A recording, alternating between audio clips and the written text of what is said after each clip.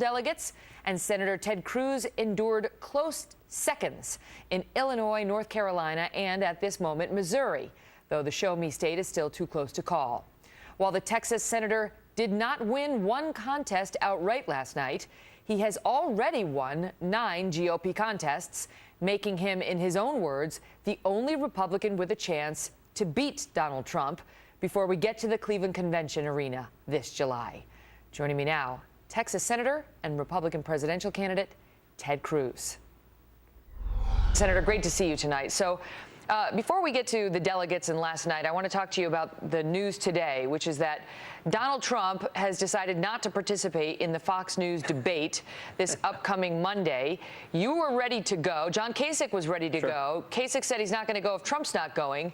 And your response to Mr. Trump's decision? Well, Megan, it's great to be with you. And for whatever reason, it seems that Donald Trump finds you a very, very terrifying person. He skipped the debate in Iowa because you were going to be moderating. And I guess he doesn't like when anyone challenges him. You know, he was saying just a week ago that he was eager to get one-on-one with me. Well, this debate, the field is narrowed even more, and he could have had a direct debate with me, and yet Donald apparently is ducking. He's afraid of being challenged. And I think that's because the race has shifted to a terrain that is not favorable for him, even though the media is already ready to put a coronation on him. The reality is, going forward, the closer we get to a one-on-one battle, the worse Donald Trump does. He's been benefited by having a wide field, and Marco Rubio's decision to suspend his campaign last night was a bad blow for Donald Trump, because it means the opposition to Trump continues to unify and Republicans continue to unify behind our campaign. I know you've said, first of all, he says he's just done debating, but he also says that he agreed to do this important speech on Monday at AIPAC, and you've agreed to go there too, now that we have no debate. You say you're taking the debate to him. A, what do you make of his excuse? Sure. And B, what do you mean by you're going to take it to him? Well, his excuse is silliness, and it reflects his assumption that he thinks the voters can't figure out that he's not telling them the truth. Listen, AIPAC would have allowed him to speak at any time. It's a multi-day conference. He chose to speak right in the middle of the debate because he's scared to debate. And you know, he looks down on the voters. He thinks they're gullible and will believe whatever he's saying. So I'm going to be in D.C. for AIPAC as well, since Donald is running away from the debate. I'm happy to debate him there. If he wants, we could debate foreign policy. But the problem is Donald doesn't do very well on foreign policy because he doesn't have even a basic modicum of knowledge. You know, 2 debates ago, Donald explained that if he were president, he'd be neutral between Israel and the Palestinians. That is a stunning statement. It's the kind of nonsense you hear from Hillary Clinton and Barack Obama. I'll tell you, Megan, if I'm president, I will not be neutral. America will stand unapologetically with Israel. And it says something about Donald Trump if he can't tell the difference between our friends and allies, if he can't tell the difference between Israel and Islamic terrorists who want to murder us. That raises real questions about his fitness and his judgment to be commander-in-chief. And so I'm happy to debate him in Utah, where the debate was supposed to happen, or D.C., or anywhere else. But I suspect Donald will continue running and hiding and basking in the protection from the network media that is trying to do everything they can to make him the nominee, because they know he's the one candidate on the face of the planet that Hillary Clinton can beat in the general election. Explain that. How has the media done that? Well, the media has given him the equivalent of about $2 billion in free media. If you turn on the television at any given moment, it is a wall-to-wall infomercial. You know, when there were protests at his speeches in Chicago, the media ran every station, just hour after hour after hour, a telethon for Donald Trump. I kept expecting Jerry Lewis to come out and make an ask for money. And they do it constantly. Every network. And the point I make, this is not an accident. And it's not the host. Listen, I don't hold it against the host. It's the network execs. It's the suits in the suites who are almost all liberal partisan Democrats. They're ready for Hillary. And they do everything they can to saturate the airwaves. Donald Trump practically goes to the bathroom and it gets carried live on network television. Every speech he gives, he does a press conference that's like watching the shopping channel. He's up there selling steaks and steak knives and wine. The media desperately wants him to be the nominee, and as a result, they don't cover anything about his record, about the fact that he had $1 million fine against him for hiring illegal aliens. You didn't see the media cover that till we brought it up in the debates, and they never brought it up again.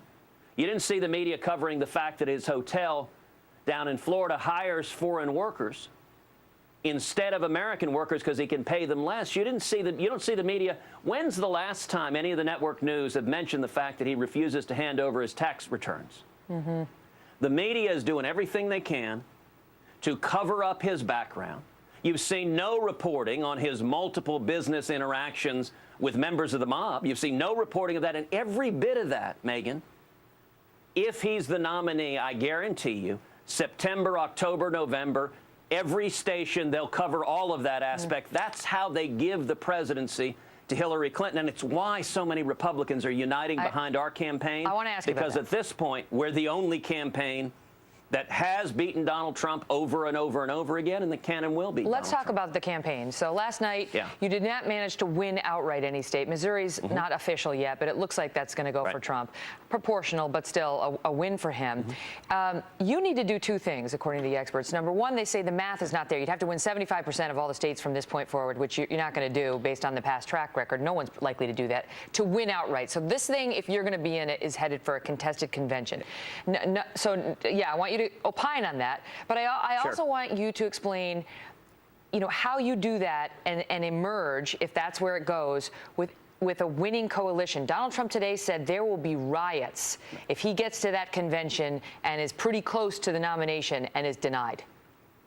Well, listen, no one should be surprised that Donald Trump is trying to stir up riots. I wish we had a presidential candidate that was bringing us together instead of encouraging such things. But let's talk about the math, because a lot of people get the math wrong. To be the Republican nominee takes 1,237 delegates. There are only two candidates that have any plausible path to getting there, Donald Trump and me.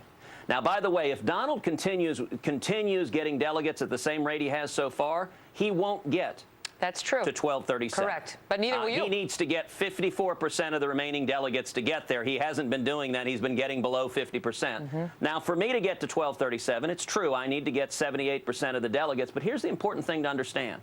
The way the delegate allocation math works, you don't have to get 78% of the vote to get 78% of the delegates.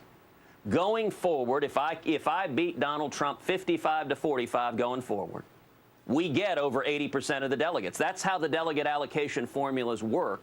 And one of the things to keep in mind, Donald Trump has done horribly in closed primaries. There have been 16 closed primaries. He's lost 10 of them. He's only won 6. Now, Florida was a big one. Now, going forward, Florida was a big one. That was closed, and he killed there. It was, but going forward, of the 22 remaining primaries and caucuses, only 4 are open caucuses where Democrats can vote, the kind that Donald Trump has done well. But secondly, here's the important thing. Donald has a hard ceiling of maybe 35 to 40%. He can't go above that. He's proven over and over again. Head to head, not only do I beat Donald, but I beat Donald by double digits. The last polling that came out had me beating him by 13 points. And what was critical about last night is Marco Rubio's decision to suspend his campaign. Marco is a good and talented man. He ran a remarkable campaign. And what we have been seeing all day today is Rubio supporters coming to us, unifying behind us, and we are welcoming Rubio supporters with open arms. That is very bad news for Donald Trump because he's got a hard ceiling at 40.